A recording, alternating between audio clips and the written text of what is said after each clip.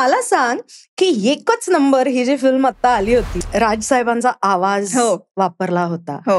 जेव्हा तुम्ही त्यांच्याकडे एक कलाकार म्हणून त्यांच्याशी बोलता, ते कसं असतं ग त्यांच्याशी ते इंटरॅक्शन? मला असं वाटतं जेव्हा ते आपल्या क्षेत्रातल्या लोकांबरोबर बसतात तेव्हा तो त्यांचा म्हणजे ते एक राजकारणी आहेत हा कप्पा कम्प्लिटली बंद करून टाकतात.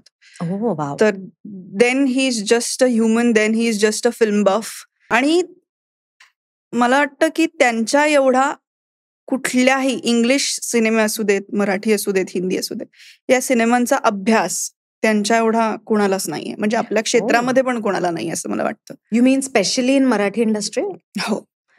ओके. बिकॉज ते त्यांना असं तोंडपाठ आहे. म्हणजे इवन जुने हिंदी सिनेमे आहेत किंवा जुने मराठी सिनेमे आहेत, त्याचे लेखक कोण आहे, मग ह्याची चाल कोणी दिली होती, मग हे कोण गायलं होतं, या आणि हॉलिवूडच्या बाबतीतही तेच.